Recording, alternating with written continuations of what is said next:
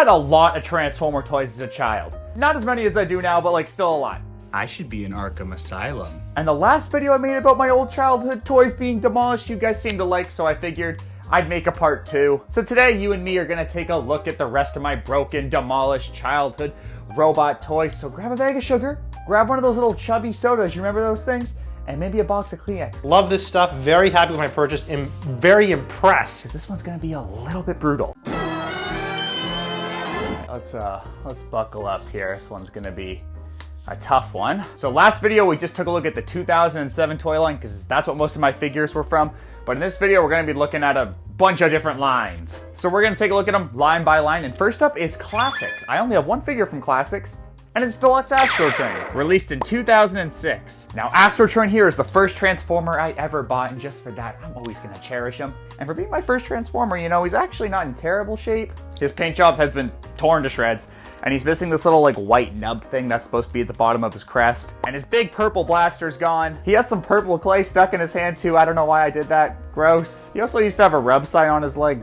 God knows where that went. I really like this guy. The robot mode looks really good, and I love the white and purple with the touches of red here. And I'm surprised how well these joints have held up like almost 20 years later. And the transformation's also surprisingly good. These sliding legs just really activate something in my primal brain. I like it. The transformation to train is also satisfying and looks pretty good. I actually think Astrotrain is a pretty good figure. And at some point, I'd love to pick up like that Henkai version. I think that's how you say it. That guy's like my holy grail. I also had one other Classics toy. I had Mirage, but I'm like 90% sure one of my childhood friends just stole him. This little gun thing is all I have left of him. Know this, you might have my Mirage, but I have your address and 17 gallons of toxic sludge. So I'd be careful, bubby. Next up, we've got my 2008 Universe figures, and first up, we got Prowl. Ooh, oh, there goes his leg. Prowl's not looking so hot. He looks like he went through my entire digestive system and lived to tell the tale. Damage report. His Autobot symbol has just been rubbed or scratched off. I guess he abandoned his allegiance after being played with by Sid from Toy Story. One of his missiles is missing. One of his horns has been smashed off, and same with the siren on the hood on his back. He's missing his blaster, and his joints are incredibly loose and saggy. And I couldn't even really take pictures with this guy, as you might have noticed, because he can't stand up.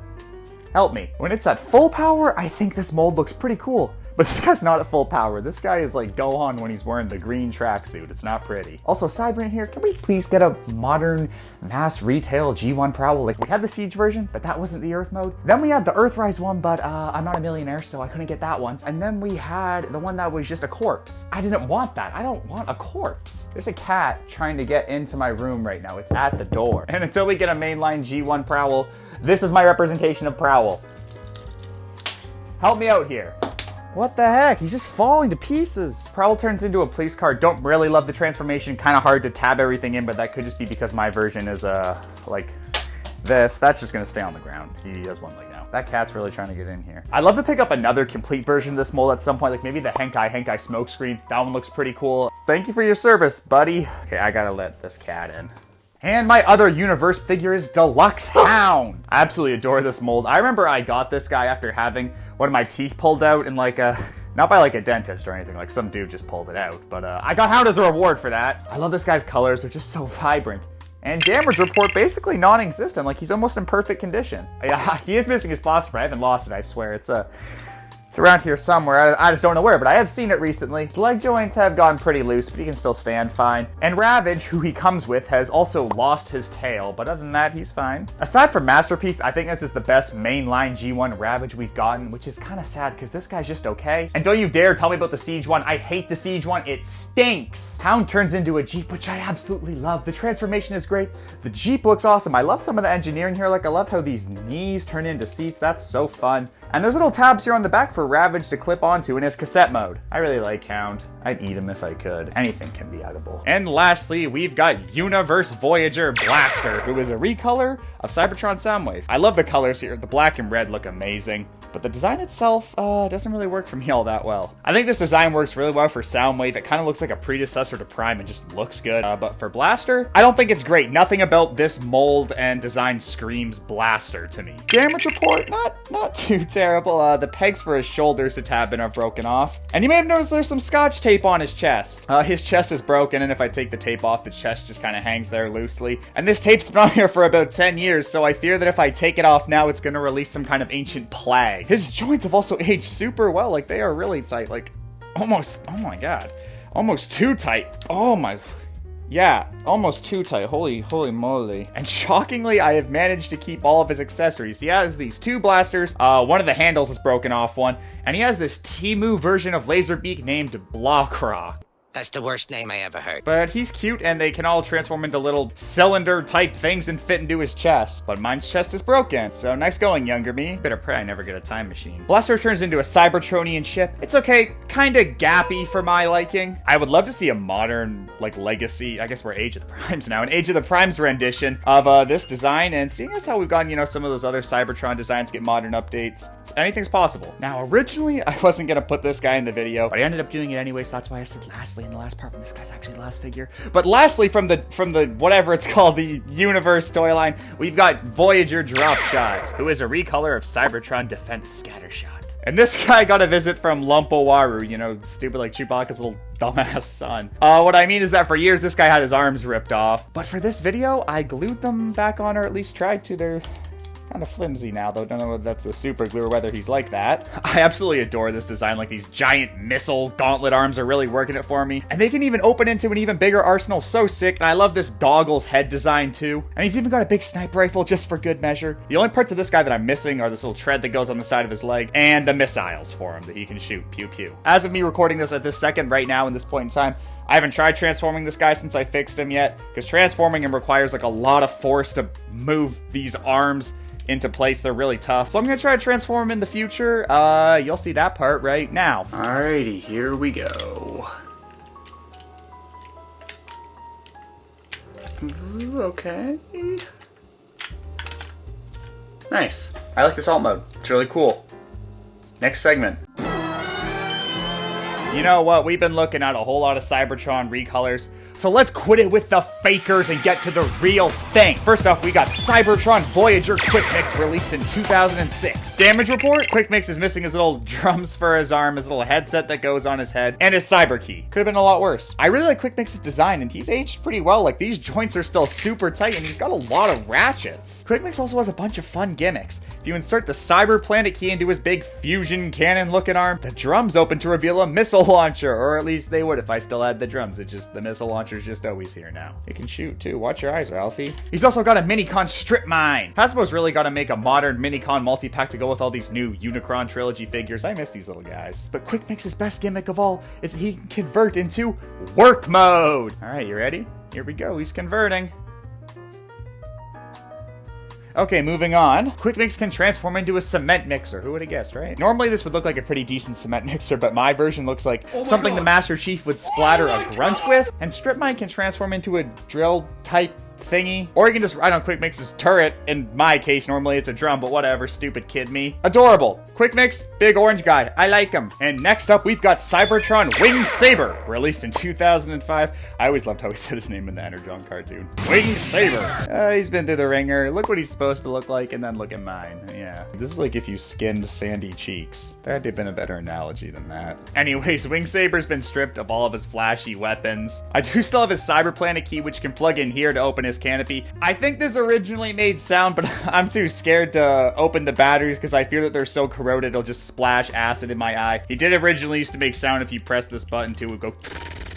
Doesn't do that anymore. Joints aren't too bad here either. The arms are pretty loose and the chest is also loose. But I really like this design. I love these little machine gun fingers. This guy's also supposed to be able to combine with Cybertron Optimus to form supersonic wing mode. But I don't have Cybertron Optimus. Maybe one day. Wing Saber also turns into a pretty cool looking jet that would be much better with sound. I'm gonna cave my younger self's head in if I ever find him. And you know what? While we're here, let's take a look at some Cybertron adjacent figures. This McDonald's Happy Meal Hotshot and this knockoff dollar store Brimstone. First, let's take a look at Happy Meal Hotshot, released in 2002 and given to me at an unspecified date on the school bus. What happened to Happy Meal toys, dude? I mean, look at Hotshot. He can transform. He's got a little bit of articulation. He can even roll a bit by himself. Now look at this Shadow the Hedgehog toy I got from my Happy Meal the other day. And I've also got this dollar store knockoff Brimstone, who I named Pterodactyl as a kid. I'm the boss baby too. Last video we took a look at my 2007 toys, but I do have a few from Revenge of the Fallen too.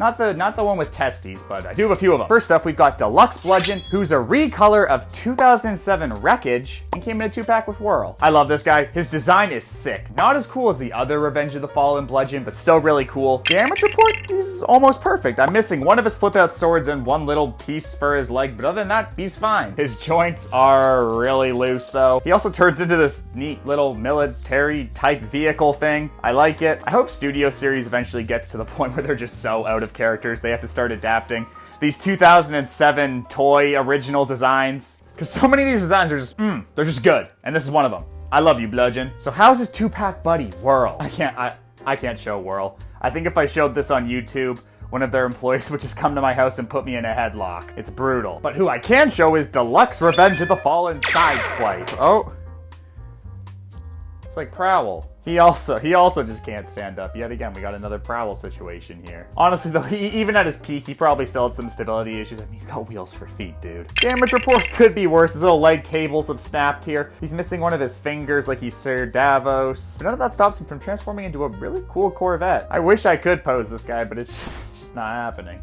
Next, we've got the Transformers Oil Pan, released in 2010. The line is just called the Transformers. Creative. But he's a recolor Revenge of the Fallen breakdown, and that's why what's left of him is here. Damage report. He got the jazz treatment. Before this, it was just his one leg was broken off, but as I was transforming him, he just snapped. He snapped in two. Call me Megatron. At some point, I want to pick up the original version of this mold breakdown, because this mold was super fun.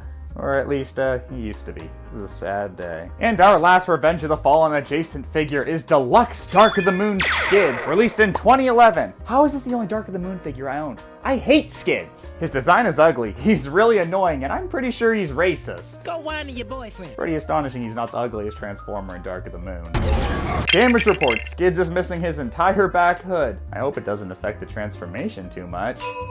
Other than the arms, his joints have aged pretty well. Why are these feet so big? I hate you, Skids. He turns into a vehicular device that I'm pretty sure the Simpsons used to take a shortcut to Itchy and Scratchy Land. This car would look pretty good if Skids' ugly head was invisible at all times. Why does he have buck teeth? What's he chewing?